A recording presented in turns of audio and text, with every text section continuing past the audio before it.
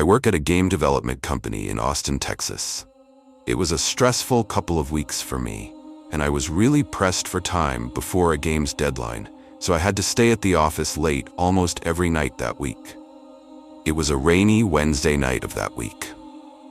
It was completely pitch black outside, with the occasional strike of lightning lighting up the place, and the sound of the rain pouring on my office window was helping me concentrate on my coding. There was one other person in the office at this point, my coworker Ethan. He was finishing up his work as well. He was also pressed for time on a strict deadline. By now it was easily between 8 and 9 o'clock, and Ethan knocked on my office door before telling me he was heading out. He asked if I was okay locking up the place, and I told him of course.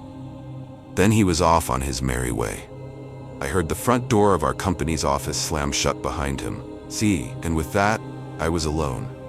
Our entire office is in the shape of an L. The entrance is at one end, and my office is down the short line of the L, basically the corner office. I had to keep myself awake, as I was starting to doze off, so I went down the hall to the kitchen to heat up some coffee. Just a little bit, enough to keep me going for another hour. I leaned on the counter by the coffee maker, waiting for it to heat up, when I heard this. The sound of a door closing. I peeked my head out into the hall to look and see if anyone was there. I called out, yielding no replies. The door sounded like one of the smaller private office doors, not the heavier front door to the entire office. I left the kitchen to walk down the 2 halls, trying all the doors, which were locked. Then I got to my little hall, and all 3 doors in this hall were shut, including mine. I left that door open 1000%, and there was no draft in here, as all the windows were closed. I felt like someone had to still be in the office, pranking me. I opened my office door with force, expecting someone to be in there, jumping out at me, but no. My office was how I left it. The chair, my computer, everything. It was just a little odd to me that the door closed on its own, because it had never done that, but I moved past it and continued my work. The rain continued to hit the window, and the lightning continued to strike about once every minute, startling me a few times actually. Some more time passed. It was now getting very late to still be in the office. I was content with the progress I made, so I saved all of my work and began closing down my computer. I clicked the shutdown button, then turned off the screen. The screen went black, and then I saw it. In the reflection of the computer screen, I saw behind myself a woman standing there. I don't know how I didn't jump or scream, but I felt my heart drop into my stomach. I didn't turn around. I just got up from my desk, calmly grabbed my bag, pretending not to have noticed, and walked to the door. I didn't look back to shut the door or anything. I walked down the hall until I thought I was far enough away. Then I booked it out the exit of the entire office. I then ran down the flight of stairs to the first floor, then out to my car in the rain. The whole time, I was terrified I was being followed, or that she would grab me any second, whoever it was. Once I got in my car, I took a second to breathe. Then I looked up at the window to my office. The light was still on in there, and I'm quite sure I saw a small kink in the blinds, as if someone were on the other side and looking down at me. I called one of my bosses, Lauren, at once, and she confirmed no one else should have been there. She said she'd call the night security guard and ask him to check the office. Luckily, I got to go the hell home. Later that night, Lauren called me and said the security guard was in the office but didn't see anyone. I told her what I saw one more time, and it freaked even her out. There's only one camera in our entire office, and it's at the end of the longer hall by the kitchen area.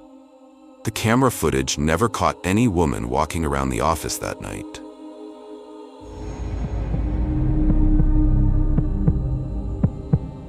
A long time ago, I did security work in an office building in downtown Chicago.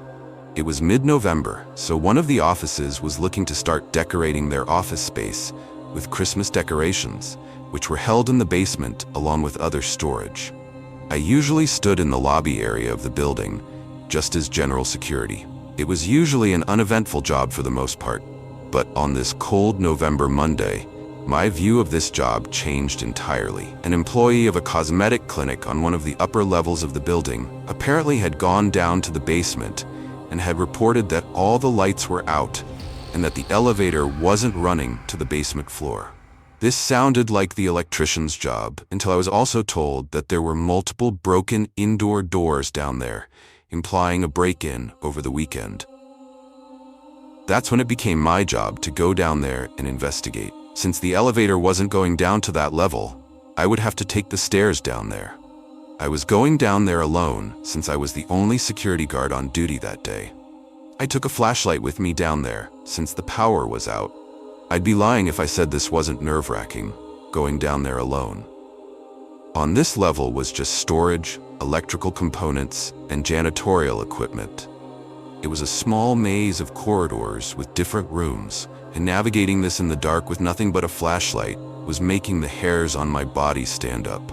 There were different doors in the corridors, which would lead to different storage rooms for many of the different businesses that rented office spaces in the building. And the call turned out to be true. Many of these doors were bashed in. Some of them were so badly damaged that they looked like they were destroyed with an axe. This was more serious than I thought. I was just a security guard. I didn't make enough money to go searching for potentially dangerous people in the basement without a gun. I looked into each room with broken down doors, but each room still seemed to be full with supplies.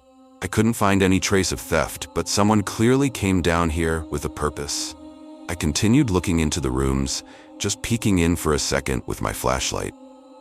Then I heard a slam elsewhere in the basement, and suddenly, everything went dead silent. The basement noises I was hearing before, from whatever they may have been, a boiler, the pipes, whatever it was, stopped, and I was now in a dead silent basement where I could hear every last sound. Every footstep I took now sounded 10 times louder. Someone was in the basement still, evident by that slam. It may have been another door. It may have been whatever caused the noises to stop. Stupidly, I called out, "Anyone here?" And my voice echoed down the corridor. I continued slowly back the way I came. I wasn't staying down there another moment. This was a job for the Chicago Police Department at this point. I was almost to the stairs when I heard this heavy breathing coming up from around the final corner. I instantly knew it to be heavy breathing. I was scared shitless. Why was I put in this situation? I turned off my flashlight and tiptoed just a little closer to look around the corner. And weirdly, the breathing stopped. I said one hello, then turned the flashlight back on. Even though the light wasn't aimed exactly in that direction, I still easily saw this extremely tall, hunched-over figure facing the wall, with some kind of long object in his hand that could have been a weapon. I say his, because there was no way a person this big and this stature could have been a woman. I also saw their face turn in reaction to the light. It was this pale, abnormally long face. I think they were bald. Another reason I say it was a man, but I didn't look too long. I ran past the figure to the stairs, screaming back at him that the cops were coming and he needed to leave now. I ran all the way back up the stairs through the basement door, then locked it and called 911. A bunch of police cars came and it was a big thing. At least 4 police officers went down there. I felt pretty useless, I have to say, but removing a dangerous, armed giant human from the basement with the lights off was not in my job description. I was in the lobby when the officers came back alone. They didn't have that person I saw with them.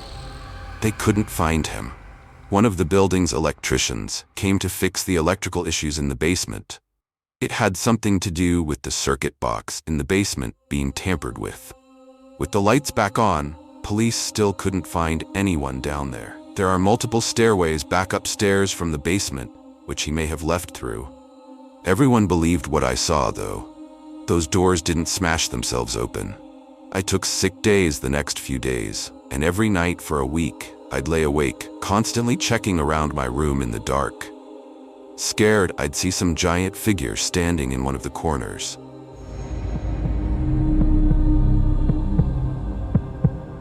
I held my very first job back in 2002. I worked the graveyard shift at a call center in Makati, and it was a brand new site that had only recently opened. The office layout was unusual. It was shaped like an elongated donut. The hole in the middle housed the elevator lobby and the main doors, while the actual office space ran around it in 2 long hallways and 2 shorter ones. Because the site was new, only half of the office was fully completed.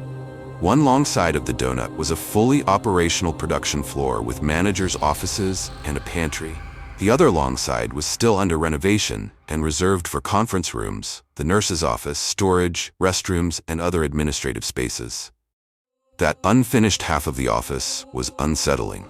The conference rooms still had bare concrete floors, exposed wiring stuck out of sockets, and most of the area was only partially lit. To make it worse, the guards usually turned the lights off completely, since nobody was supposed to be there. Because of this, people avoided that side of the office as much as possible. If you needed to use the restroom, you had to make a quick dash there and back, hoping nothing happened along the way.